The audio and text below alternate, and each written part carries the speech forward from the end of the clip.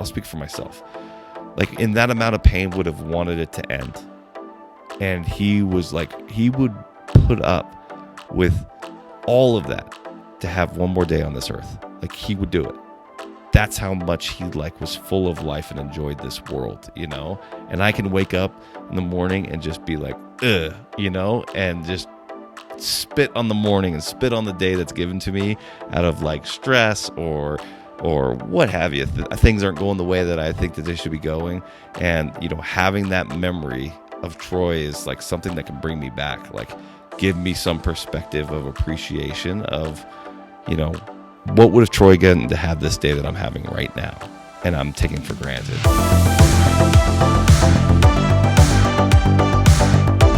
Welcome to the Tip the Scales podcast, where we discuss running and growing your law firm. I'm Maria Monroy, president and co-founder of LawRank. Today, I am joined by Justin Watkins from Battle-Born Injury Lawyers. It's funny because when I first started working at LawRank, although I am one of the co-founders, I wasn't as involved initially.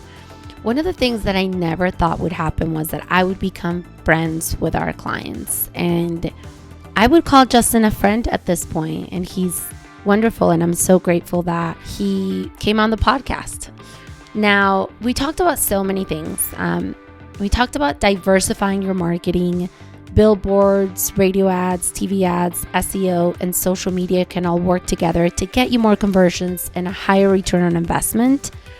We talked about not being afraid to make changes in your firm. As your marketing begins to work, you may find that the systems you have in place don't meet your needs with the larger volume of calls that you're receiving, and being willing to scrap the systems that don't work for you anymore and set up scalable processes that can sustain this new level of growth. I really didn't want Justin to turn this into a, sales pitch for LawRank, but we did focus a lot on the growth that SEO has cost for him and his firm and all of the good problems that kind of came with it. And then we also touched on some personal things. And we talked about being grateful for every day. Justin's business partner, Troy Atkinson, lost his life to colon cancer in 2016. He was also Justin's best friend, so we talked about all that adversity that came with that. And today, Justin focuses on appreciating every day he has to live, work, and carry on Troy's legacy. This is a special episode for me, so I hope that you guys enjoy it. All right, so tell us your name, title, law firm. Okay, my name's Justin Watkins. I am the owner of Battle-Born Injury Lawyers, which has been in existence in that name for 11 years. Our law firm has been open for 13 years. Our legal name is Atkinson, Watkins, and Hoffman. Nice. Now, tell us a little bit of history. Like how you got started, all that good stuff.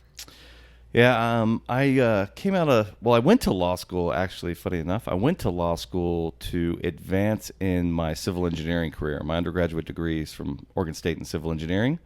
I worked for a construction management company, a big company out west called Kiewit Construction. And all of their higher-ups either had JDs or MBAs or more. And so I was like, I'm going to go to law school. I'm going to move up in this company. So I went to law school, and when I got done, I kind of felt like they were ready to take me back and start the journey. But I kind of felt like if I didn't practice a little bit, what did I really do it all for? So I was down in law school in San Diego. I didn't want to leave San Diego, but I had a job opportunity back in Vegas, where this is where I'm from. So I sort of reluctantly came back here, and I worked for an insurance defense firm. Who would become my best friend was working at a defense firm that was based out of Fresno and opening in Vegas. And so our careers, we studied for the bar together. We both went to University of San Diego, and our careers really paralleled. I went to then work for an international construction law firm doing, big high-end construction claims. And he went and worked for a national law firm doing like more corporate litigation stuff. And then ultimately we left our respective firms and started this firm. Awesome. Now, tell us the history of the name, because I love your name and I really wish every firm started to get away from like the last names and just had just something that wasn't so, I hate to use the word basic, but basic. Vanilla. Yeah. It's vanilla, and I think it's. I can't speak for everybody, but I think it's intentionally vanilla when you look at the market research. But so when we started the firm, it was Atkinson and Watkins. I founded the firm with Troy Atkinson, who has since passed away from colon cancer in 2016. He was 39. I'm so sorry, and I want to actually come back to that at some point. Yeah, it's he started his own office in 2009 doing short sales and loan modifications. And I was getting all my ducks in a row at my current firm to join up. And I did doing insurance defense, construction litigation, and any corporate work, anything to keep the lights on. So we were doing that work, but we always knew we wanted to do PI work from just a lifestyle standpoint. I wanted to not bill hours. I wanted to be able to pick my own cases. And, for the first 7 years of my career before I started this firm, like, I hated being a lawyer. I hated thinking about my day and my time in billable increments. And so when we started the firm, my wife was 6 months pregnant. She, we weren't going to pay me really anything. And she jumped in and said, go ahead and do it. And we'll figure it out. And if we lose the house, we lose the house. If we lose the cars, we lose the cars. It's just stuff. But like, happiness and balance and wellness is all much more important. And if we're going to have a family, I want you to be present and happy and with us. And Did you lose the house? No, we didn't lose anything, but it does stick with us about how we went through that decision-making process of, we sat down and like, how are we going to make ends meet? And the answer was, what's the risk? So what if we lose the house? Like, so what if we lose the cars? Like, I told her at the time, and she agrees, like, if all we do is live in an apartment and I've got her and I got, at that time it was going to be one kid. We have two now, and that's all we have is the kids and a roof and some food in the fridge, then like all the rest is just fluff. Like that'll work itself out. I'm not worried about any of that stuff. And I think we've kept that. I mean, of course we have nice things. I mean, I'm not going to say what we don't. We're going to build a nice house and all of those things, but that, I think, foundation for the starting of our family, I think, has really shaped how we've developed over the last 13 years. But so we were doing all that defense work, corporate work, and individual like debt work for trying to short sell and modified loans on houses, and we didn't want to lose that work while we tried to go to plaintiff's PI. We didn't have any seed money. We didn't have anything to really invest, so we needed to build it at the same time that we were maintaining the work we had. And so we thought, well, we're going to need a name, that a brand. We want a brand that differentiates our practice group from our corporate work. And I remember distinctly, I was driving my grandma, who she must have been 90 at the time, to my dad's house, and it's a 6-hour drive away.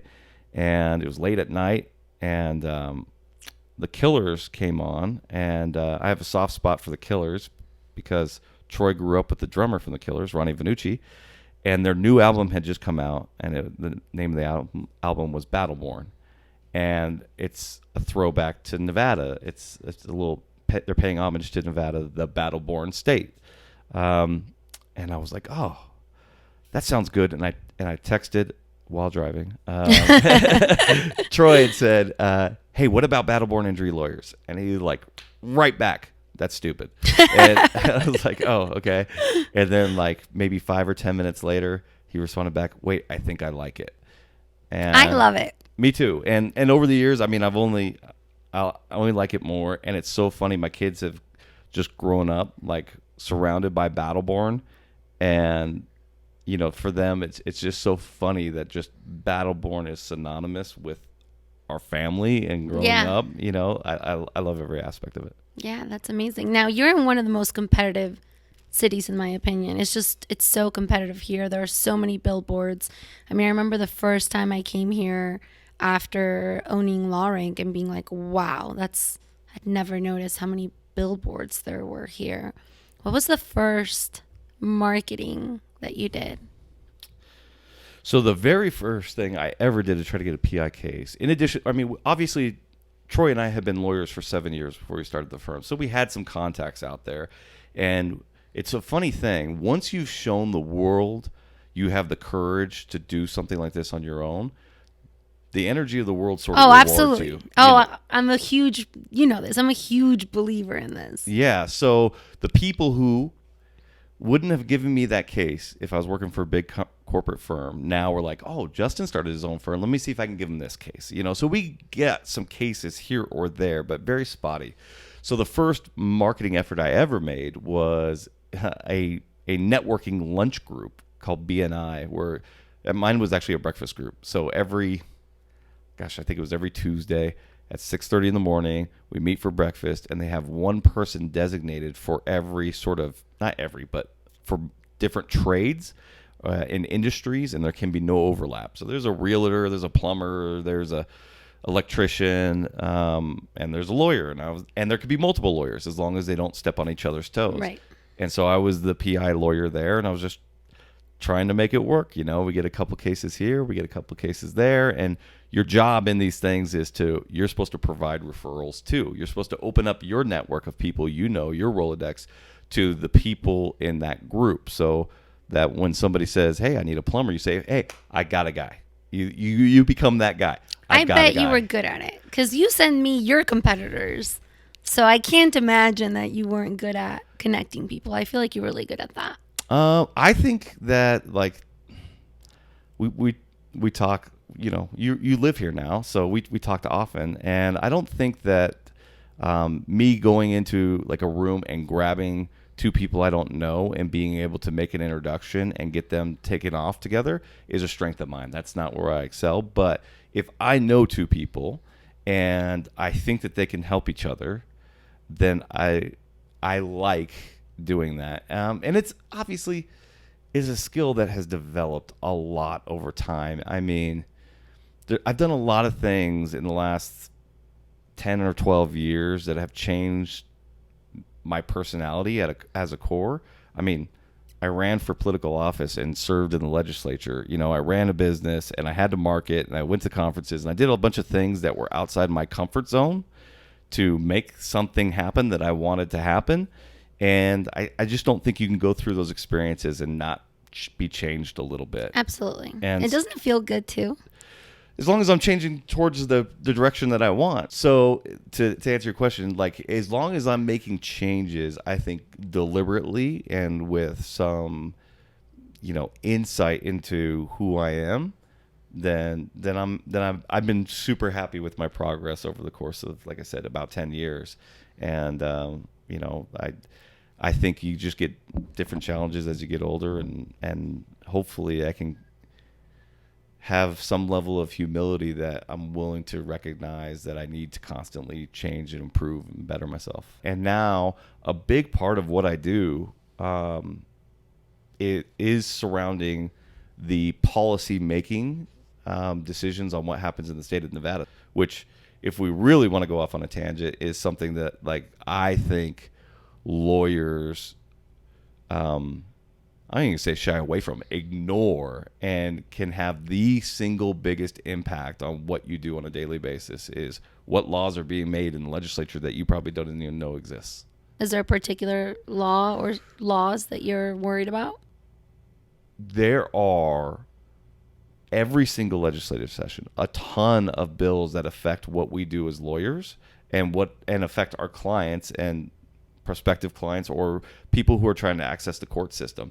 And there's nobody who can speak with expertise other than the lawyers as to what a draft bill would look like if it were to be implemented in court. Because judges can't lobby for bills. They can testify, but they can't persuade. They work for the government. Now, tell me about your first commercial. Have you seen it? No. Oh, okay.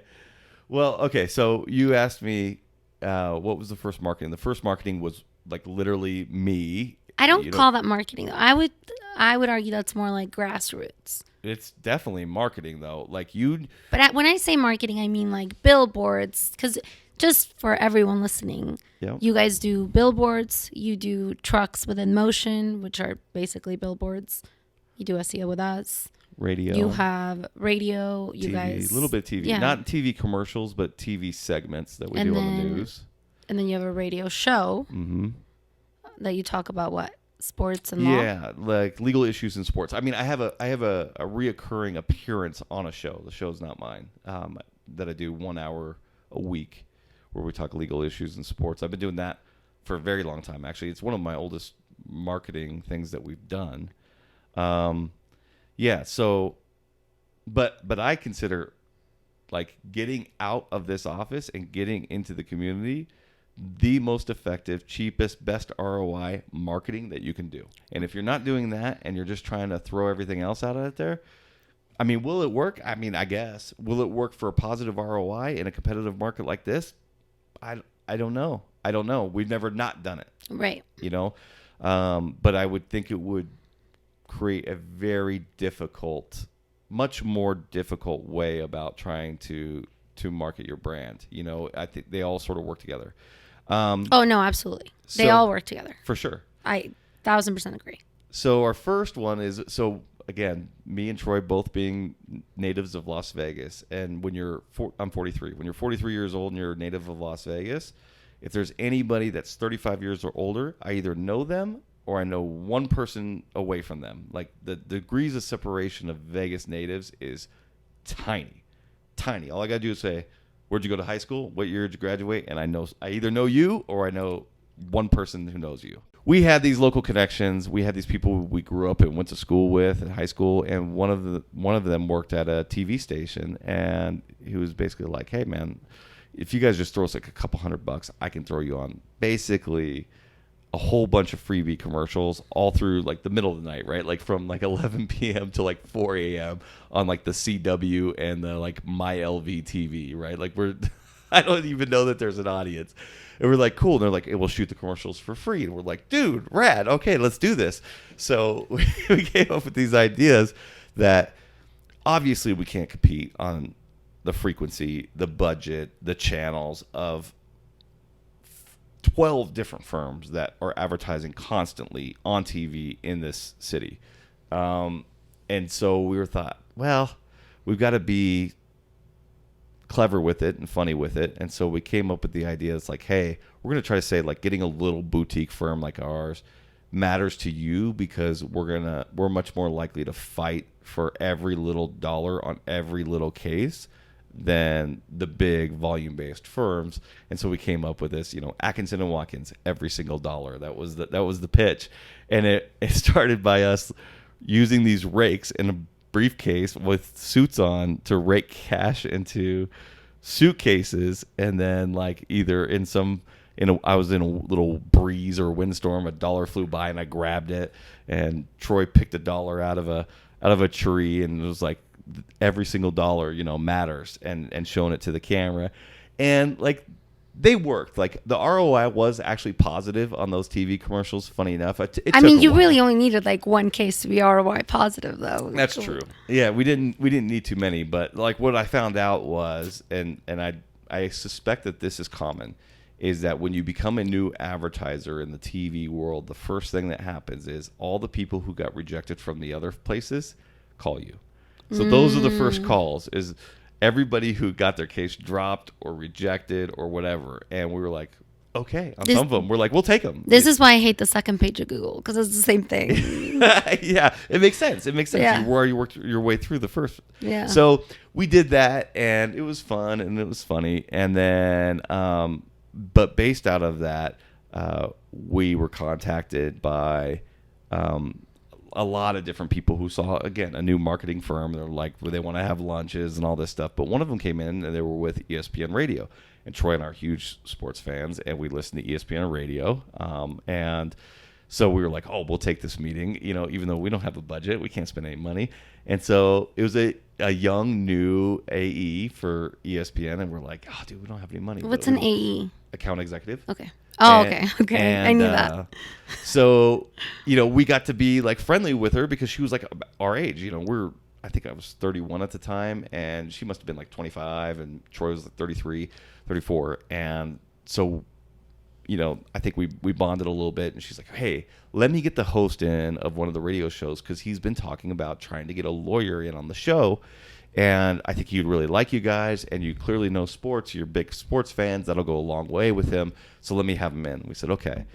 And so it turned into basically the same sort of deal, which is like, okay, listen, I can't do it for free. You got to throw me a couple $100, but I'll frame a segment of the show around you guys, and I think you'll help my show be better because I'll have some context, and it'll help you guys and what have you. So we started doing that show, and that was 12 years ago. I've been doing that show for 12 years, and we got nothing on that show. Nothing. Not a call for I'm going to say 18 months. And in the middle of that 18 months, one little advertising thing we'd done is get on this rotary call list. So every 8 calls that this TV marketing company was doing, we would get, and they were all garbage, every one of them, except for one that we thought this might be something, and it happened to be up in Sparks, Nevada, which is up near Reno. We flew up there, we signed the client up, and it turned out to be our biggest case over the course of the next 10 years. Wow, that's crazy. And so that's when we got that, we decided, okay, we need to change the name. We're going to advertise more. We're going to reinvest all these dollars, except we paid off our school loans, reinvest all these dollars right back into PI practice. So we developed the name. That's where we came up with Battleborn. We developed the logo, which we still use today. I mean, 90% of it's almost exactly the same. And we branched out. We were doing radio. We were doing still a little bit of the TV stuff that we were doing. And, and then we got our first round of billboards. So, yeah, that was my next question. When was the first time that you did billboards? Let's see. So our first billboard, I still have the little, they give you the little plastic I didn't know that. miniature version of your board. Oh, really? Yeah, I've got it down in my office. I still have the original. So that must have been 2013. Got it. So 10 years ago. And now there's something that you guys have changed about your billboards this year. Well, we changed, I think, about everything we did, and it goes back to your first initial point, which is how you said you liked our name Battleborn. I liked our name Battleborn too. It was intentional. It was going to be a brand, and it was not going to be people. When you talk about this market is flooded with lawyers, it absolutely is. And in my opinion, my assessment at that moment in time was it is flooded with so-and-so and so-and-so, 2 white dudes staring at you on a billboard or on a TV commercial, right, in their blue suits. Was every single one of them. And I didn't know why that was. And so I tried to do some market research, and I don't even know if I did it right. I don't even know how I found this. Maybe I just Googled, but I feel like I dug in some deep. And what I found is that the theory was that retaining a personal injury attorney was a healthcare decision and was typically made by the matriarch of the family. That's what the data said. And it was something along the lines of 60 or 70% of those decisions are made by the mom in the family. And, the dads or the kids reluctantly go because mom has told them that they must go. And so we thought, yeah, and that's probably why everybody's marketing in this vanilla form to become non-confrontational, and they pound away on daytime TV. That's what's happening here. And it sort of made sense to us. And we said, but if that's 70%, then that means there's 30% that's not like that. Right. And if we could just get a sliver of that 30% at a fraction of the cost, maybe we can compete. So we intentionally created a brand. We intentionally did not use our faces, and we intentionally made it masculine. And, and we were on ESPN radio, right? We were on media that was masculine. Well, it's kind of like when divorce lawyers will do divorce for men. Yes. And it's they're only targeting men. They will only represent men. And those commercials did exist at the time, and that was part of the analysis too. It was these guys, they only market towards men in divorce. This may be different, and it may be a smaller segment of the population, but again, we don't need that whole segment. We just need a lane, and we need to own it. It took some time, but yes, it's so funny. Every once in a while, every couple months, somebody will come new on ESPN radio or Fox Sports Radio here locally, and I'll hear a new lawyer radio ad. And I'm like, oh, this isn't going to last long, because we own it. Like, the people who listen to ESPN radio have been listening to me and the show for 12 years, and they know it's not fake. They know that, like, that's who I am. Right. They know when they call that they actually meet with me, and that when I meet them in the conference room, I'm talking exactly like we're talking right now, which is exactly how I talk on the radio. And I don't know, I really can't fake it. I don't have any other way to be. This is who I am. And yeah, you very much are who you are. I think so. I can't. I wish I could. You know what's funny about that? What sucks about that is when I have to read radio commercials, I can't read them. I just have to pull it off the top of my head. I mean, I can have some bullet points, but if I have to read it, I can't do it. Let's go back to this year. You guys finally decide to put your faces on the billboards. Yes. And for most of the billboards, it's either you or Matt. For all the billboards, it's either me or Matt. I thought there was one where it was you There's guys were. a truck Oh, it's in a truck. which I'm on one side and Matt's on the other. Okay, but I count that as a billboard, as a mobile billboard. Yeah, but there's not a single image that exists with Matt and I both on it. Oh, you mean I get it. Right. One side of the truck and the other. Correct. Not on the same side. Yes. Oh, got it. I didn't know that. I didn't get that. Okay. Although funny enough, I did just get sent a picture from a colleague who took a picture at this intersection, and one corner is Matt, and then I'm literally on the other corner of the same intersection. Yeah. Do you think it confuses people? No, part of what finally sent me over the edge. I mean, number one,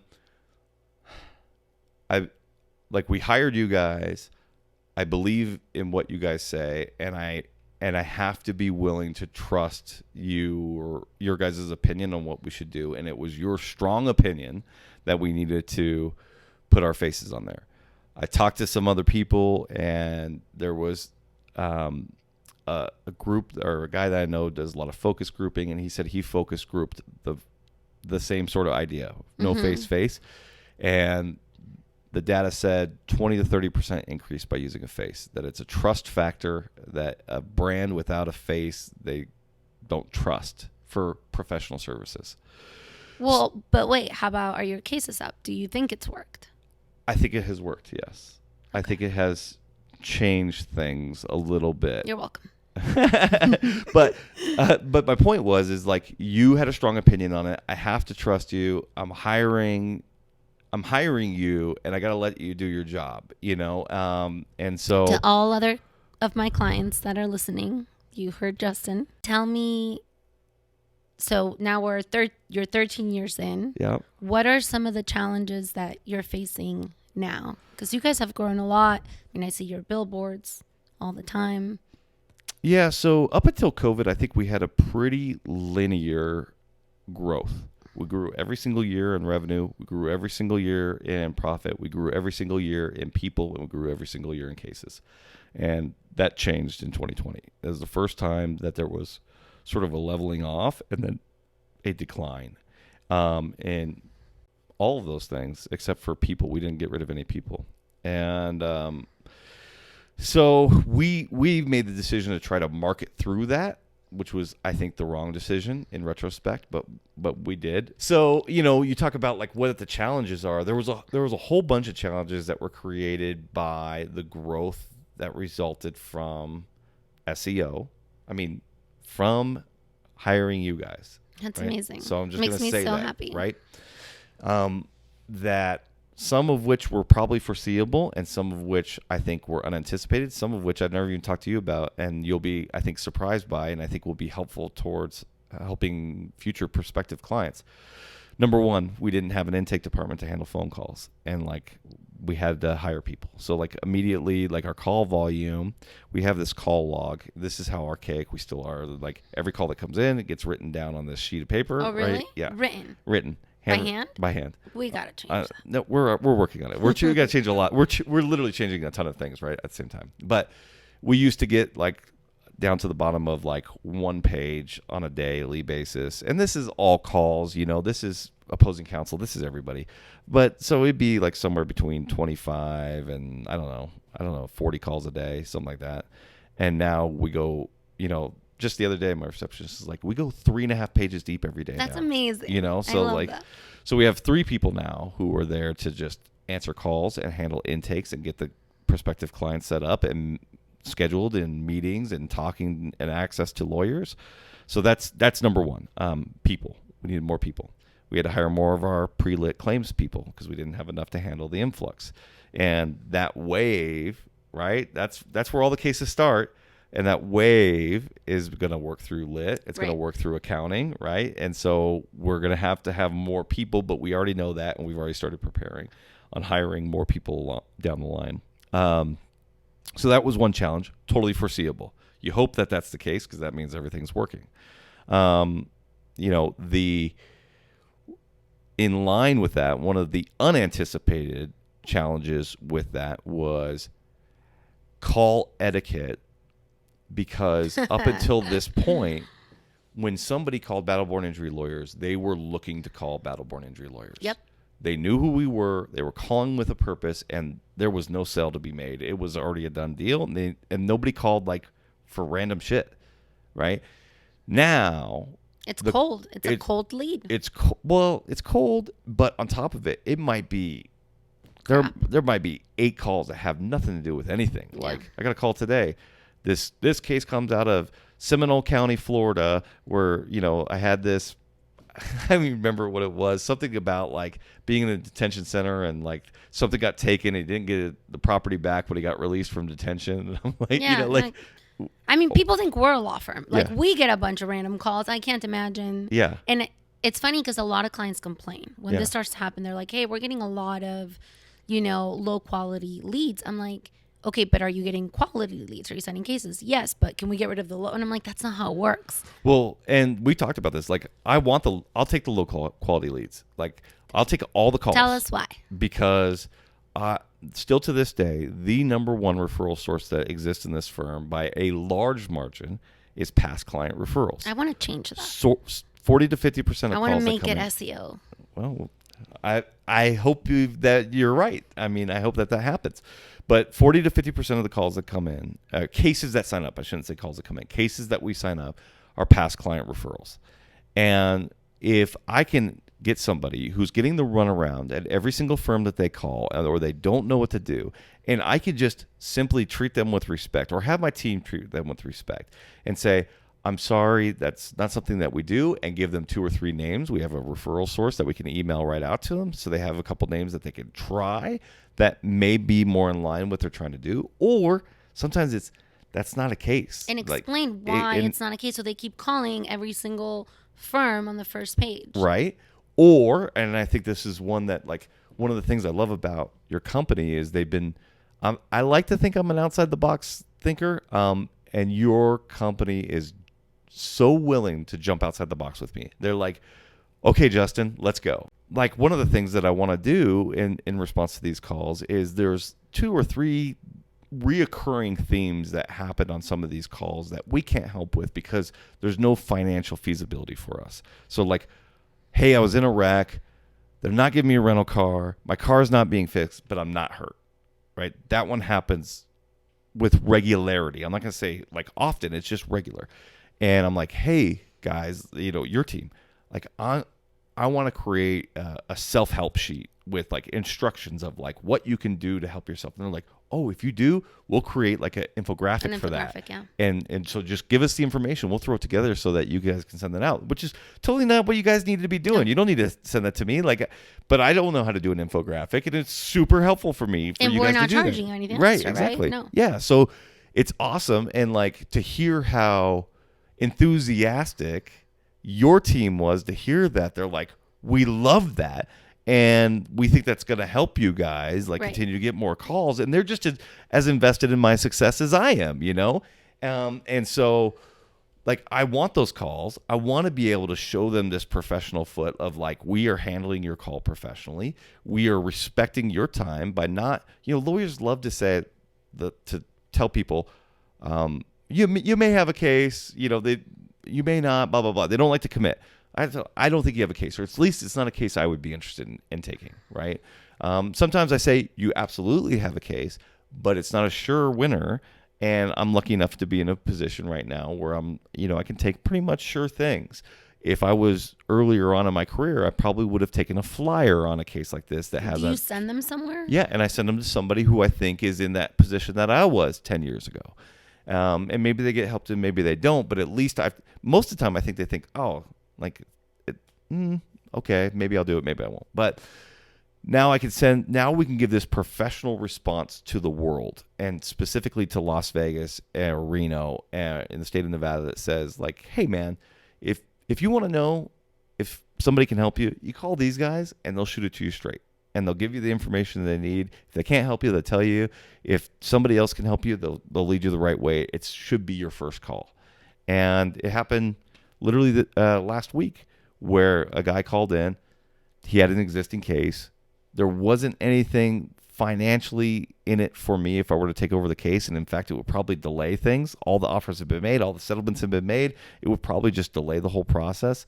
He hated his lawyer. And I was like, man, I literally use this analogy. You're rounding third and heading home. Like, just tough it out for the next couple of weeks and you'll probably be good. And at the end of it, he was like, well, what can I do? I said, you can leave them a review if you don't like their services and you don't want people to use them. He said, you know what I'm going to do? I'm going to give you a 5-star review right now for just taking the time to explain all this stuff to me and tell me what's going on, and to not like try to steal a case from somebody else. And there you go. I got a 5-star review. And I never even took a case. Right? I mean, that's like the number one thing that I tell everybody. Get us reviews. Like, all of our clients, I'm like, just get us reviews. Like, it's like the one thing that I need you guys to do. So I was actually going to ask you, are you asking these people that you're helping to leave you a 5-star review? We do. Like that's an extension of that challenge of phone etiquette and phone processing, is like, we now had to hire a 24-hour answering service. We didn't have to do that before. If somebody called at 9 p.m. and we called them back, they were going to stick with us because they were looking for us in the first place, right? Like I said, they weren't shopping around. It wasn't a cold lead. So we have a 24-hour answering service now, and so when we call back, like, I have to give specific instructions. Okay, what's our process for calling people back? What's our process for asking for reviews? The other challenges is our practice management software was not up to cuss. Like we couldn't use it effectively in the exponential growth. So we're changing that. We're changing banks, and we have QuickBooks Desktop, so we're going online. We're making all those changes as well. But you also got to remember that, like, today, as compared to 9 months ago when we started this, my active cases open at any given time right now is up 55%. And you guys close out cases super quick. Very quick. Can we talk about that for a second? Because Sure. You guys are like super efficient. So, let's talk to the audience of like the smaller firms who are wondering like how to build cases up and whether or not they're like on the right track. And if you go to any sort of lawyer conference or seminar, and you're like, how many cases do you have? And they're like, oh, I've got 300 cases, or I got 700 cases, or I've got 1,000 cases. To me now, knowing what I know, not that important. It is a metric, but it is not the metric. You've changed my mind on this metric. So to me, I want to know two things. How many cases did you open last year, and how many cases did you close? Right? So if I open 500 cases in a year and I close 300 cases, right, then I'm trending the right direction, right? I might have only had 300 cases to close because I'm opening so many new ones. But if and my active caseload is 700 cases, okay. But if I have, it seems like everybody's answer, doesn't matter who you ask, like around town, of like this small to medium sized plaintiff's injury firms, how many cases do you have? I have 300 cases. Everybody says they got 300. Before, when I was doing all this advertising, when I first started, and I hear somebody say 300 cases, I'm like, what? You don't advertise. You're not, like, how the hell do you have 300 cases? Is something, nefarious going on? Which in this town is not uncommon. But the reality is like, what happens is in a lot of these firms is if they can't settle the case right away, let's say they're not even trying to settle the case right away, right? They're like waiting until their client's all done with treatment. Then they start their negotiation. And then if the negotiation doesn't go well, then they pin on their calendar 2-year statute of limitations, and they'll worry about it then, right? And so, yeah, maybe they have 300 cases, but they're opening like 50 to 100 a year. So they're at 1/3 or 1/6 of their total caseload on a yearly basis. So they don't have like a great amount of revenue generating cases on a year. And they're closing out like, less than half of that. But wouldn't a good question be, this is what I'm asking now, how many active cases do you have? And what is the average amount of time that it takes you to close the case? Sure. But that question isn't always indicative of just how efficient you can be either. I do like that question, but here's what I really want to know. I keep track of 2 timelines. 1, case open to case close.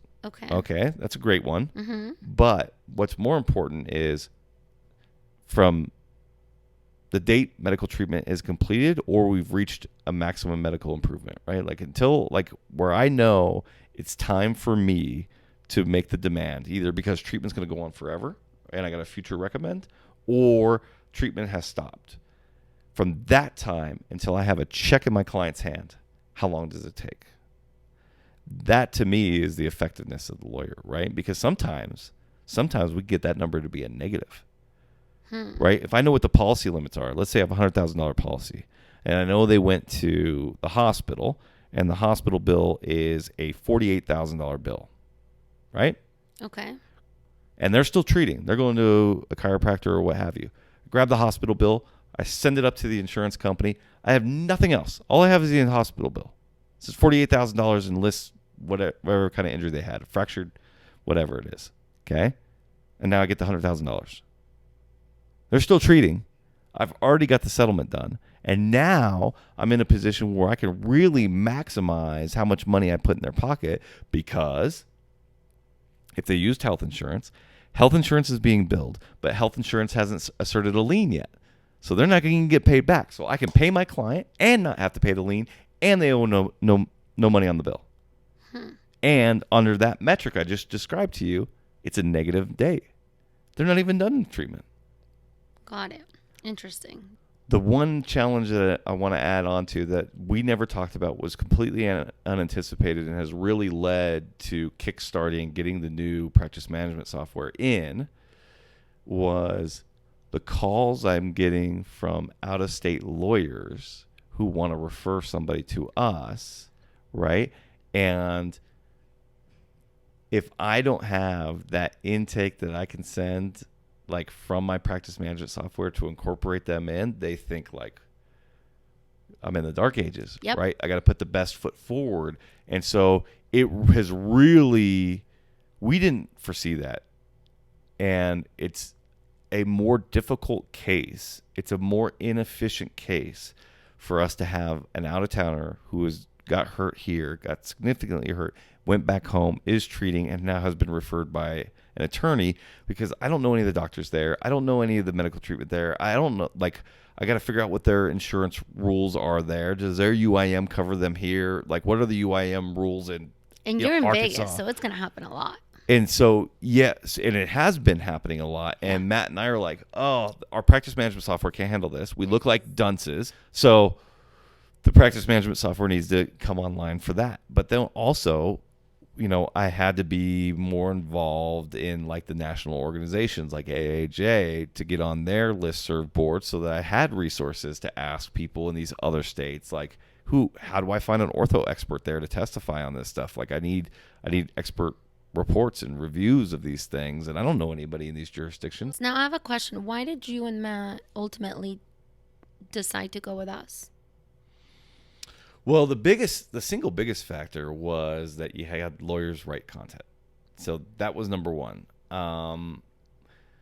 The little bit of, I'll say, testing we had done with prior SEO and the little bit of work we had done with prior SEO. Number one, they did all SEO for all types of companies. You guys were focused on lawyers. That was a big point. Number two, whenever they would try to write up some content, like, I don't know where they were getting it from, but it was not, I didn't think, presentable on a website for a law firm. It was inaccurate information or half-assed at best. It looked unprofessional from a lawyer's website to be saying these things in this fashion. And so like I spent so much time redlining their work that I could have just wrote it myself. And it was not a helpful service to me. So if that was going to be the case again, then I was going to, tell Matt, like, hey, if you really want this, then you've got to be the person that reviews all this stuff. Because I've already done it, and it sucks, and it takes up a ton of time.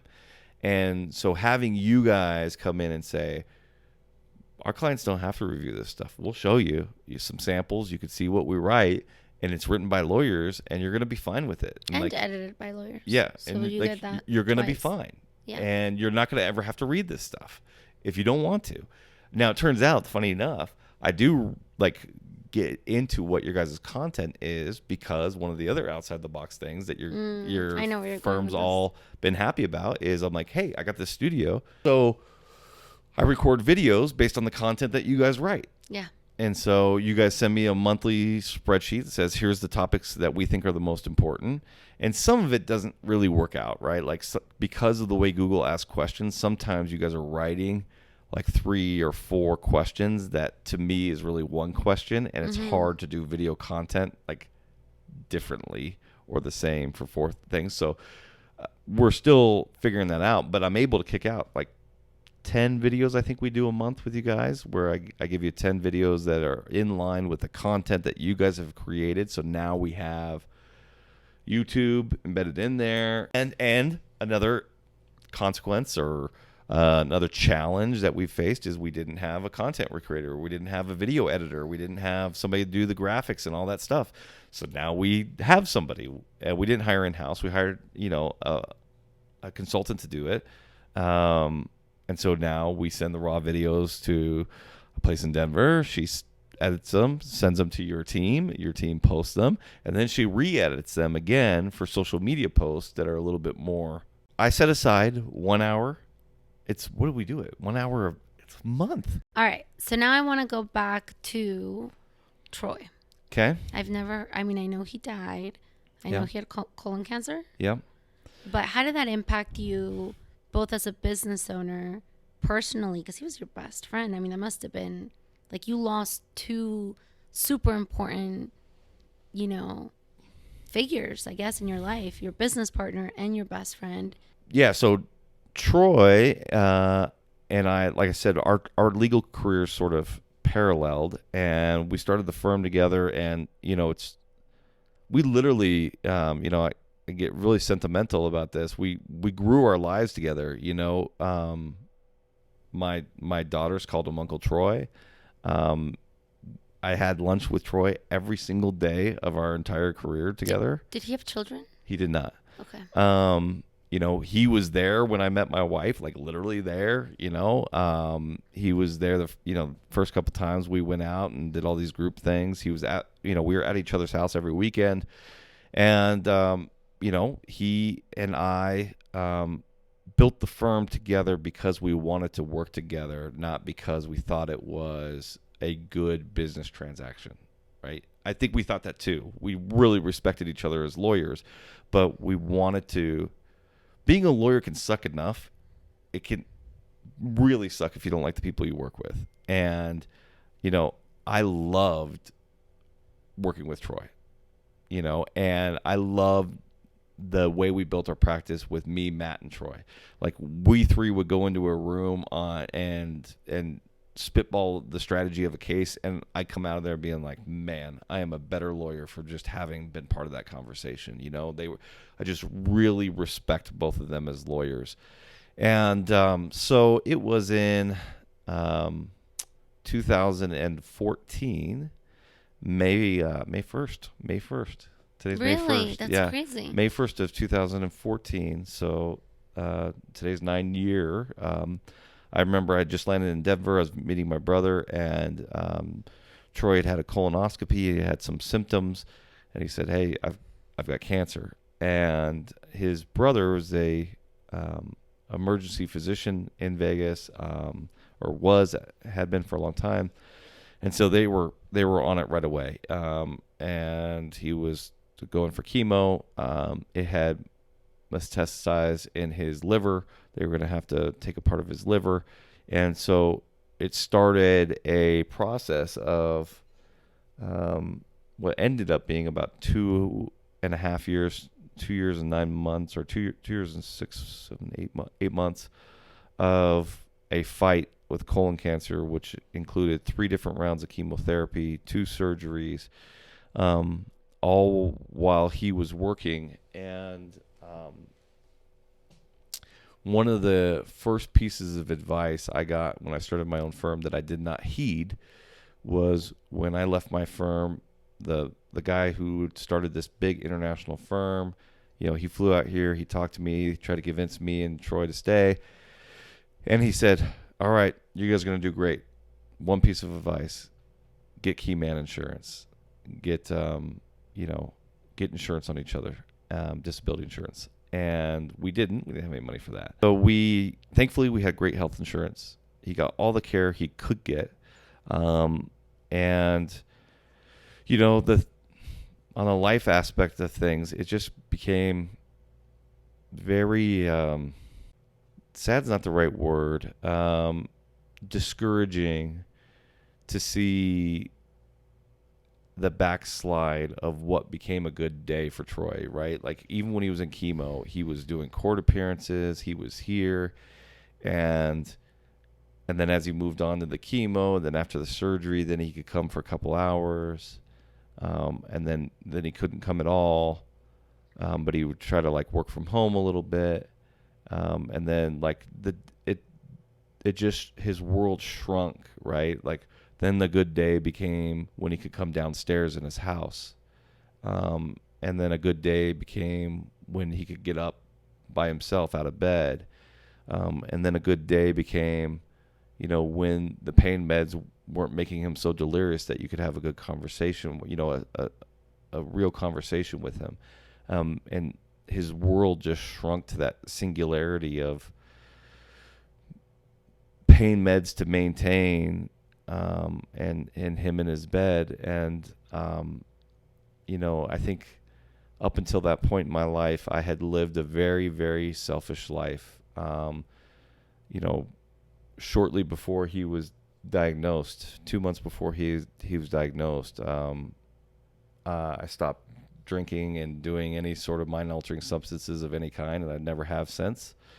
And before he was diagnosed, 2 months before he was diagnosed. So there was no correlation. No correlation. But except for God's plan, for me to be there for him and to bear witness to his life and the end of his life, and to be able to be a part of his family and to express to them and to eulogize him for them, so that they know a whole different aspect of their life, his life, that they would not have otherwise known. To know that he was a brilliant attorney, to know that he created a whole practice area that had never previously existed in Las Vegas or Nevada or anywhere else, as far as I knew, as far as being a short sale and loan modification attorney. And to be able to sit next to him as he passed and bear witness to somebody's life, it gave me a different appreciation for what we're supposed to do for each other in these moments. And funny enough, I just lost my dad 2 months ago, and it was very similar in what I saw my role as, to bear witness to the end of my dad's life, to be present next to him in the hospital bed as he passed. And hopefully my kids see that. And we've said that, in the Watkins family, when a loved one is sick, you go and you be with them, no matter what it costs. And so from a business standpoint, that's sort of secondary, but there was one challenges. Question I have, and I'm so sorry to hear about your dad. I didn't know that. Thank you. How did you not like fall back into addiction during that time? I feel like that would have been such a You know like. what? Did it weirdly help you? One of the things I'll say about being a recovered alcoholic is that, like, I think alcoholics are great in crisis. You know, Interesting. they have, like, that can take all their focus and attention, and when they're needed, they are good because they have something to do. They are worse when things are going better. But we were talking about Troy, and that just happens to be a. I don't think it was just happens to be a coincidence. I really do think that, you know, God got me sober in time to be there for my friend for the next 2.5 years of the fight of his life. And then there was this. What was odd about it is there was this time period in which he was done with surgeries, he was done with chemo, and there was no indication that he had any cancer.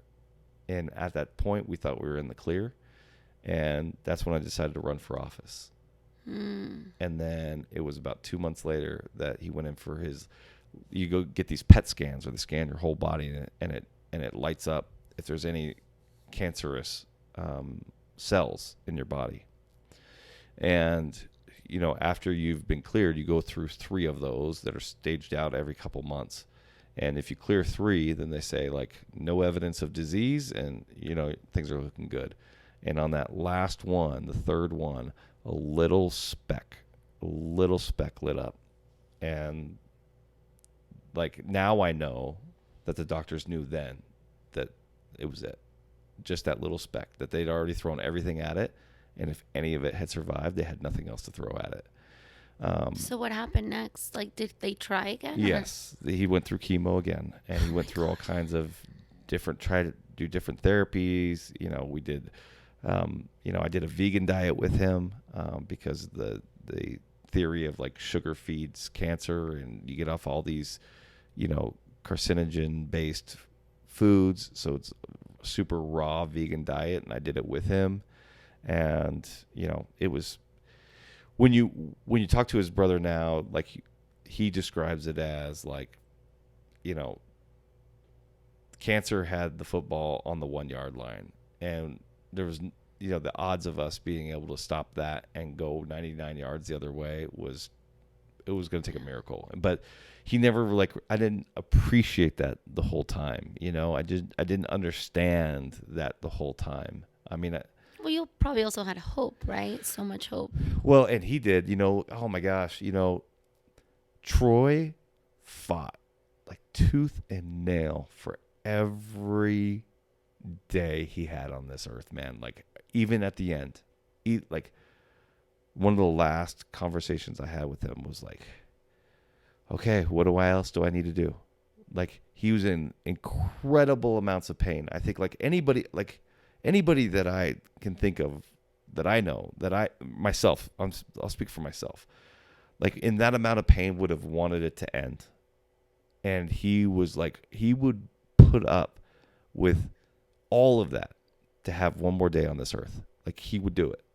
That's how much he, like, was full of life and enjoyed this world, you know? And I can wake up in the morning and just be like, ugh, you know, and just spit on the morning and spit on the day that's given to me out of, like, stress or what have you. Things aren't going the way that I think that they should be going. And, you know, having that memory of Troy is, like, something that can bring me back, like, give me some perspective of appreciation of, you know, what would have Troy gotten to have this day that I'm having right now, and I'm taking for granted. You know, I got to get my perspective shifted. And so, from a business perspective, ultimately, at the end of the day, you know, everybody stood up and just double timed it. Everybody loved Troy. He was a beloved figure at our firm, and everybody was willing to do whatever they could for him and for the family and for us and for me and Matt. And, you know, Matt took on a big part of it because at the, you know, 7 weeks before he passed away, I won my election. I was on election night, I was in the hospital room sitting next to him, and he watched the results come in. He saw me win. And then 2 weeks after he passed on December 28th, 2 weeks after he passed, I moved me and my family up to Carson City to get ready to serve 120 days in the legislature. So Matt was just here doing it all. Damn. Yeah. So, I mean, we've learned some lessons from all that stuff, but I mean, the firm will never, can never quite be the same without him. We still have 3 people that work with us who worked with him. Not including you and Matt, or not including? Not including me and Matt. 3 staffers. I think you mentioned Troy like the first time we spoke. Like, you definitely keep him very alive. Yeah, and we have there's a picture of him still in my office. He's still on our letterhead. We do not take him off our letterhead. We didn't change our firm name from Atkinson, Watkins and Hoffman to Watkins and Hoffman. He's on the firm name, always will be. I still am in very close contact with his family. His mom says that I'm her son, and I feel that way about her and his dad and his brother, and I do a yearly trip with his brother and his nephew, and so there's so many positive ways in which he impacted my life and all those around everybody. He's one of those people that just like, when I eulogized him at his funeral, I said, I started off by saying, Troy was my best friend, and there's probably a dozen people in this room right now saying, no, he wasn't. He was my best friend. And they're all true. It's all true. He was that kind of guy. And so, he's missed, and I wish I talked about him more often. I should. I'm bummed I didn't get to meet him. Yeah. Oh, yeah. You'd have liked him. Everybody liked him. There's nothing not to like about Troy. Yeah. Well, thanks for sharing that with me. You're welcome. Thank you so much to Justin Watkins for everything he shared with us today. If you found this story valuable, please share it with someone you want to see succeed, and subscribe so you never miss an episode, and leave a 5-star review. It goes a long way to help others discover the show. See you guys next week.